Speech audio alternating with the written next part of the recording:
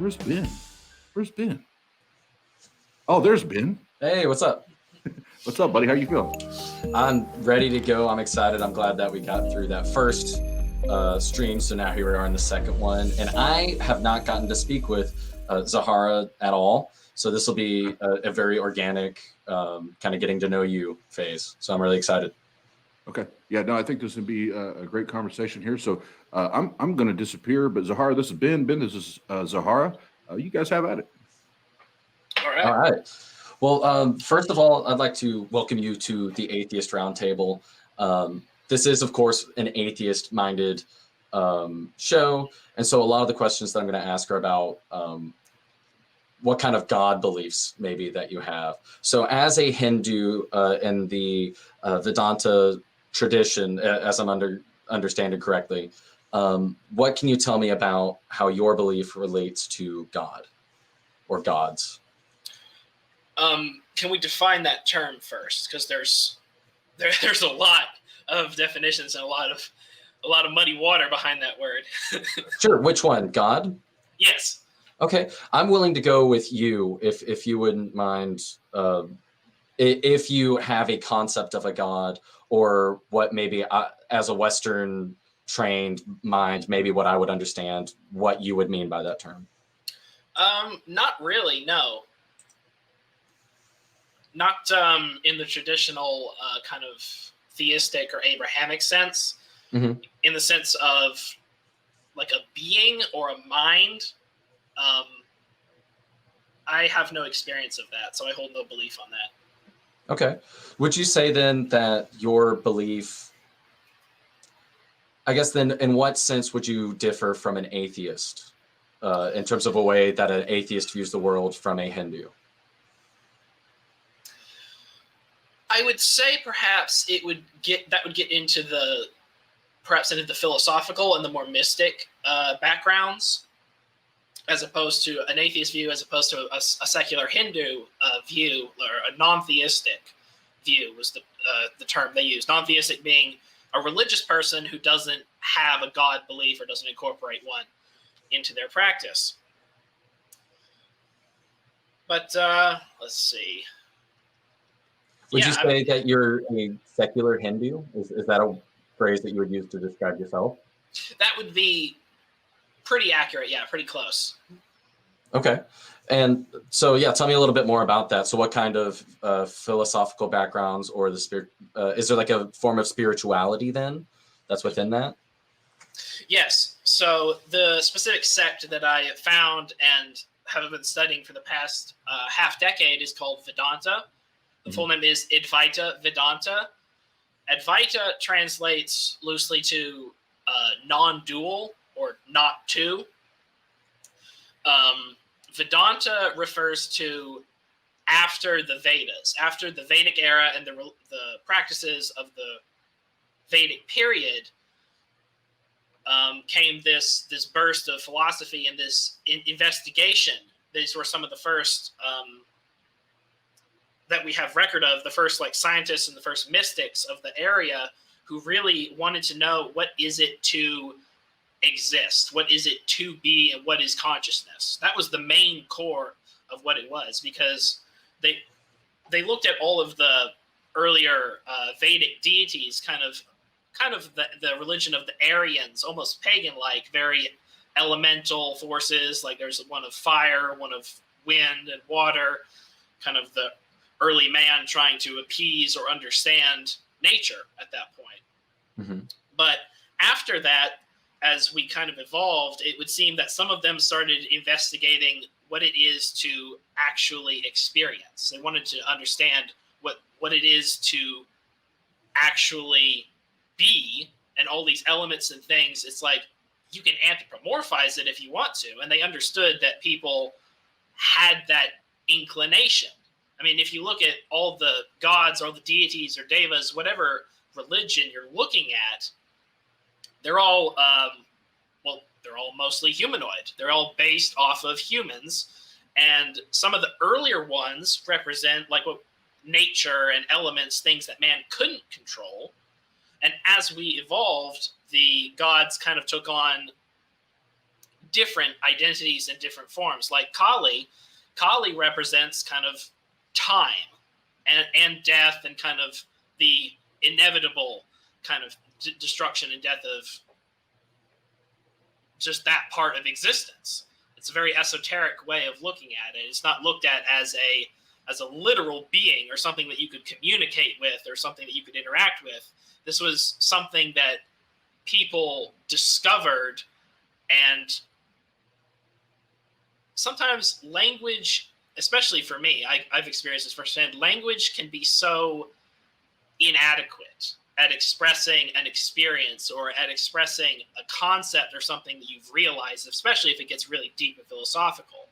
Mm-hmm. So one way that the ancient Hindus and the rishis did this was to anthropomorphize it, put it into something that people can recognize, and each aspect, like what she's holding in each hand, her face, her skin color, what she's wearing, all of that is symbolic. You can go through step by step and look at this. There was purpose behind this. They were trying to convey something deeper and not just say, oh, yeah, that's a god, we worship that. Okay. And so are there certain practices that you, and I guess I'm trying to move, thank you for sharing that, because that's a lot of information to take in. So I'd like to move on to, are there any kind of like practices that you have day to day or week to week, or any kind of traditions involved with your belief in the Hindu philosophy? Personally, no. As leaning more towards the secular side, I do not practice any of the main like Hindu rituals that people might be familiar with, or the practices. I mean, I would go to a temple if there was one that was closer to me and it was accessible, and I would participate in Hindu practices as part of the experience itself. If there were other Hindus around me. But in this small town, I don't know of any. I'm not saying there aren't any. It's just, if there are, they are most definitely the minority when it comes to religious ideas. So in terms of day-to-day practice, there's not a whole lot there. Mostly just meditation or study. So if you don't personally, so there's no like traditions involving other people. You have practices that involve yourself, like meditation and thinking. Okay. Yeah. So I guess if there's not like any personal, or if there's no practices associated with the belief that Hinduism is true, what would you say is the difference between an atheist deciding to take a few minutes, like in the morning, I like to take a cup of coffee, think about my day, consider maybe some things that I can do to positively impact the people around me. What would you then say is the difference between a Hindu who doesn't carry other practices and someone like me who doesn't have a God belief? Thoughts are in the brain. I'm a non-dualist, in other words. What's the difference between you and me then? The differences would probably be just in the mindset. Because when I started studying Hinduism, I was rebuilding myself and I was reprogramming my brain. It was like, okay, like how to think was my goal at the time. So our methodology of how we think and what we reach might be a little bit different. But in terms of just actions, in terms of day to day, there's probably not a whole lot different. This is a really good question then. So you're saying how to think. What do you think is the best way to discover true claims then?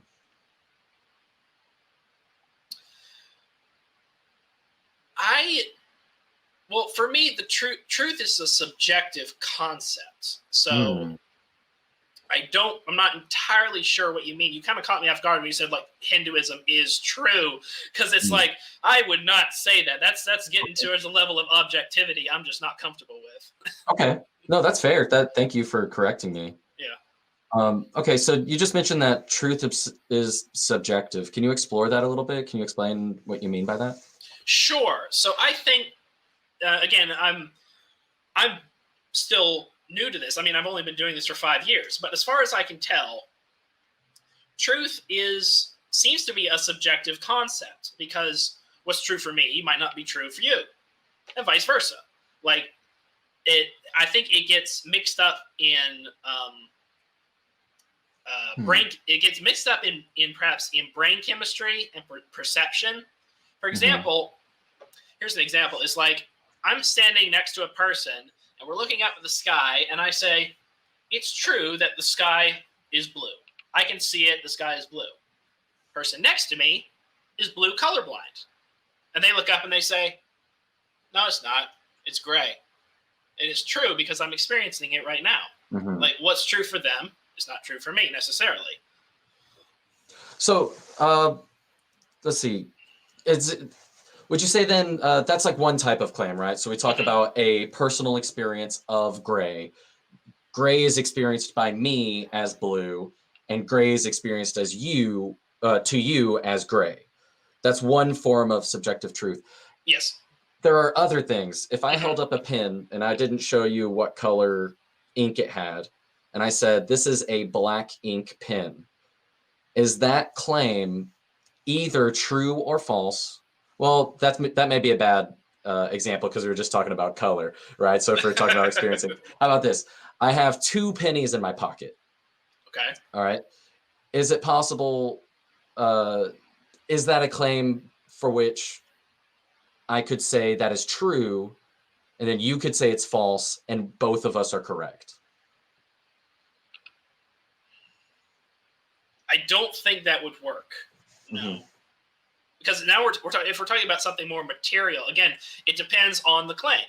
It depends on the circumstances. I mean, again, this is why I think truth does seem to be subjective, because also what is true determines upon the claim being made. It changes depending on what you're talking about. If you're talking about something material like 2 pennies, I mean, yeah, it's either I might use the word fact there, but it's either a fact or it's not, that you either have 2 pennies or you don't, and we can investigate that and figure it out.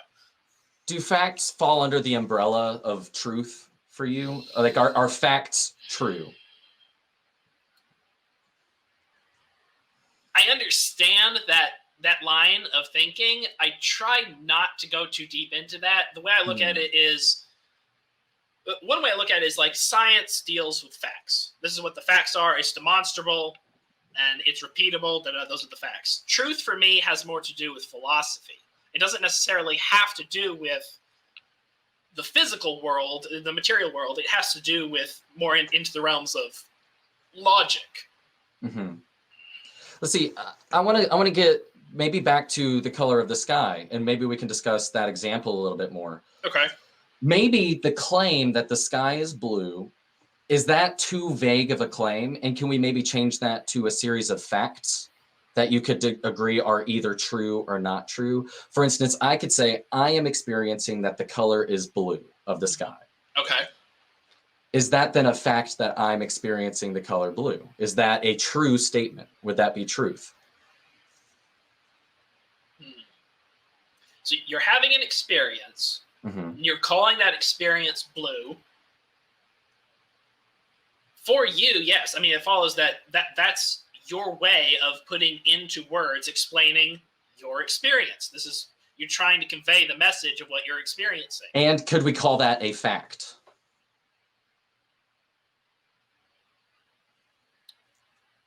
That I am experiencing it, making the assumption that I'm telling the truth. I don't know if facts are subjective. Okay. Because again, facts have to do with science. Facts have to do with demonstrability, and that has to do with multiple subjective perspectives. That's the way I understand science, and the way that works is that when we have enough agreement, like we have 12 people and 11 of them are agreeing that the sky is this thing that we're agreeing upon is blue. One person is saying that, no, it's not. I'm not experiencing that. So then that's kind of where I think objective comes from. Objective is the majority of subjective opinions agree upon this thing. And so when someone says that it's not blue, they're like, okay, investigate that. And that's why we call that person blue colorblind, because they are not experiencing the same thing that the majority is. So it may be, we can say it is objective that the sky is blue. But all we mean by that is that the majority of subjective opinions that we have studied it, investigated it, and have come to a common agreement, but there's still the minority that disagrees because that's not what they're experiencing. Now, if there's a couple directions I think I'd like to go with this, but we'll stick with maybe the concept of truth, because to me, that's one of the more important lines. So it's very interesting. Okay, objective truth, you mentioned.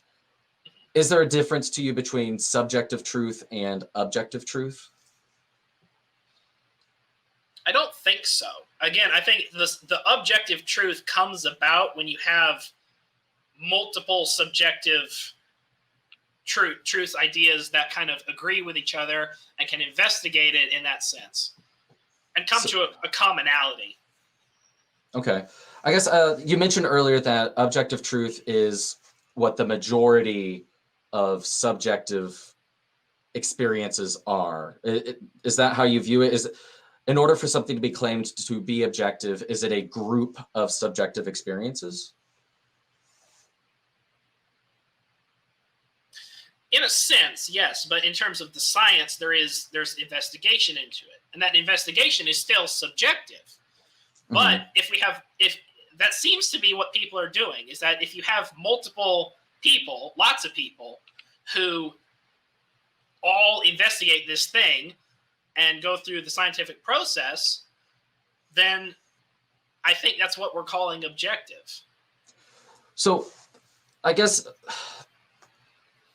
if a majority of people experienced the color blue when they looked at a certain light wave at a certain frequency, could you then say that it is a true statement that a majority of people experience the color blue at that light wave? Would that be a true statement? I think so, yeah. That the experience that you're having, we're agreeing upon and calling it blue. Okay. Yeah.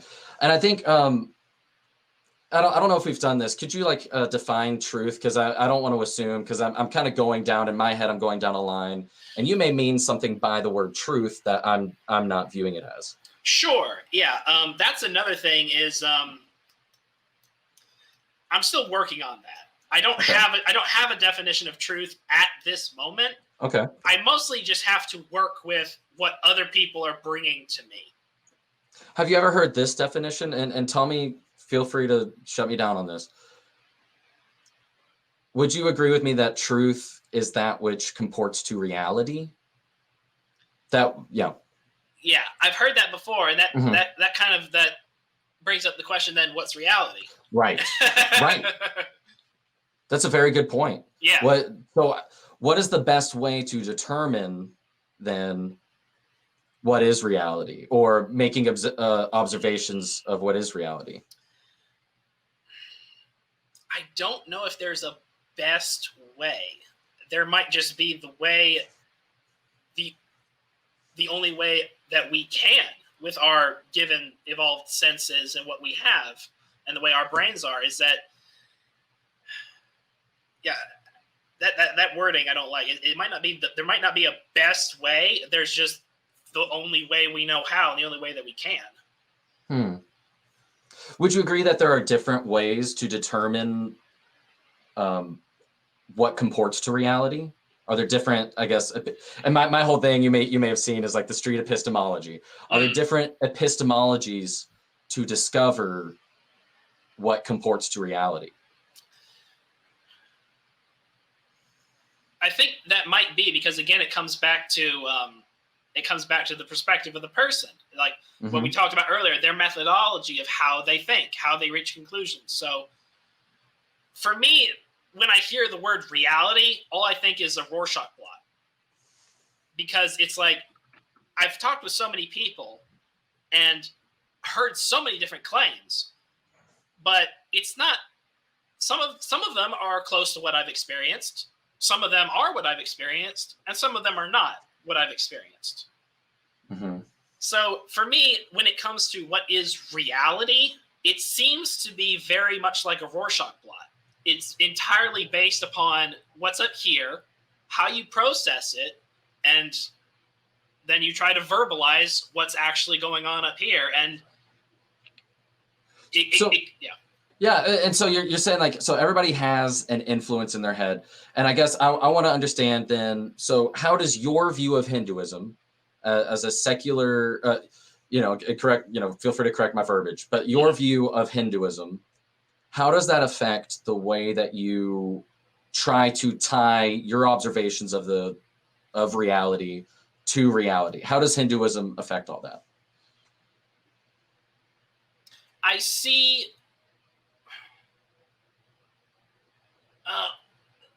That's a good question.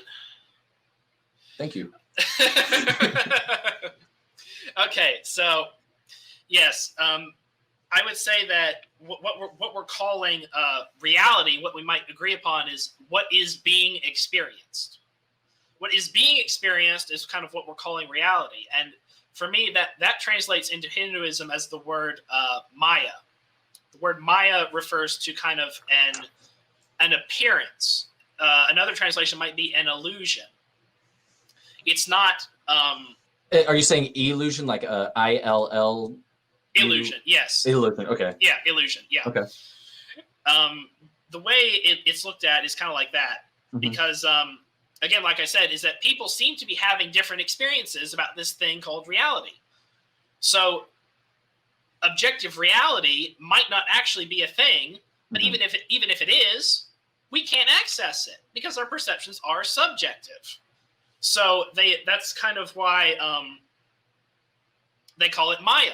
The rishis of India and what was written down in the Upanishads, they called it Maya. They called it an illusion because that wasn't foundational enough for them. That wasn't ultimate. That's not what they interpreted as the ground of being. They saw it as merely a form and kind of much like a passing kind of a thing. Let's see. I'm not super well versed in philosophy, but I'm aware of, and I'm going to butcher this, and all the philosophy majors out there are going to hate me for this, but I believe it was like either like Plato or like, anyway, there's this idea that there's you've got a cave wall with images on the wall, and this may be more of a Eurocentric version of the same idea, but like you can only experience reality through your brain, and so you're stuck in this pit, and your brain is like the wall, and you have inputs which cast shadows on the wall. Yes. I'm relating that story because I'm trying to understand, because it sounds like that's a common theme throughout philosophy or human history. Is this view, is it because you've heard of the word Maya and the fact that you identify with Hinduism, is that influencing your view of reality? Or how is that influencing your view of reality than like how an atheist might view reality? Right. That I don't think too much on that. It's certainly possible, and I might not be aware of it. But I think the reason I call it Maya is because I did a lot of soul searching. Also, when I was restructuring like how to think rather than what to think, and I realized that the philosophy and the studies into consciousness that the rishis were doing is that the experience itself is not necessarily what they would call real. And that's me trying to translate it into English, and probably poorly as well. But that word Maya, it's not that it's not real in the Western sense. You can still interact with the physical world, and you can interact with other people and physical beings, and you can investigate the physical universe as you will. But the reason I call it that, the reason I call reality, the reason I call it Maya, is because I went through the process as described in Vedanta of reprogramming my mind is what do I actually know? And the furthest I could get, the ultimate foundation was consciousness. The furthest I could go was that I am. And even that might be putting it into perhaps a little bit too simplistic terms, but basically it's a strange loop is what I found, is that when I got to that point, it was like, okay, I am aware. I am consciousness. What else is there? and I come up against a dead end. There isn't anything else. Whatever I'm experiencing, it changes day to day, and it fades and it wanes. And so. Yeah. I'm sorry. I don't mean to cut you off. I guess as I have thoughts, I like to. Absolutely. Feel free to cut me off anytime, because I can be long-winded. No, you're doing great, because I'm learning so many new things, and I really appreciate your explanations. So my next thought becomes, what causes you to jump from being like nondescript, from being maybe an agnostic or not having a label? What was it that caused you to adopt the label Hindu? If you are in accordance with things like mind, body, I don't know. Do you think that the mind and body? I heard you use the word soul searching earlier. What causes you to jump from being a nondescript person who is interested in Hinduism or knows a lot about Hinduism to adopting the label for yourself? Right. Now that term, that term comes with a lot of baggage, because if you use the word Hindu, you're referring to all the spiritual religious practices you can find in Southeast Asia, and that's a huge multiplicity. The specific one I found was Vedanta, that made sense to me and appealed to me because it asks the questions. It poses the questions to you. It doesn't tell you. It's like, what do you think? Like, who are you? What do you think you are? And why do you think that? And it was a process of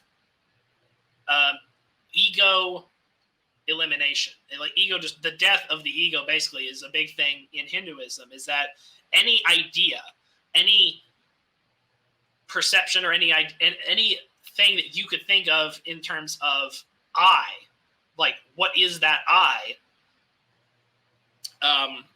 they saw that as an experience too. They saw like the body is experienced. The mind is also experienced. But what is it that's experiencing? What is it that is aware of the body? What is it that is aware of the mind? That was the really in-depth search that they did, and they called it Brahman. That was the term that they came up with. So, and this is going to be, so I've got this concept of like Jesus, right? Like I may or may not think that Jesus is real. I may really enjoy Jesus's teachings and follow Jesus's teachings, right? So let's say that I'm living my life in accordance with those things. However, I don't believe he was resurrected. I don't believe that a God exists. Could I, using the same methodology that you're using to give yourself the label Hindu, do you think I would be justified in using the label Christian for myself? Or is it, tell me your thoughts on that. Would I be just as justified in using the term Christian, even though I don't believe in God and I don't think that Jesus was resurrected, as you are, that you could be a Hindu? Yeah, give me your thoughts on that. Yes, I've met Christians who, they don't believe in God, they don't believe in the supernatural, they acknowledge Jesus much as a yogi figure. I mean, Hindus do it as well. A lot of it came from India, but some people in the West, they view him more as just as a teacher, as a guru. You can leave all the fantasy and the supernatural stuff out of it and just look at what was he actually talking about, and what did he teach, and what do you take from that? Okay, and I guess I'm going to go a little bit quicker. I know we've just got a couple minutes here. I want to ask real quick, if you were to find that your belief, and I'm not saying that it is, if you were to find that using the label Hindu were to cause harm or create an environment in which it could cause harm to people, how would that affect your usage of the term?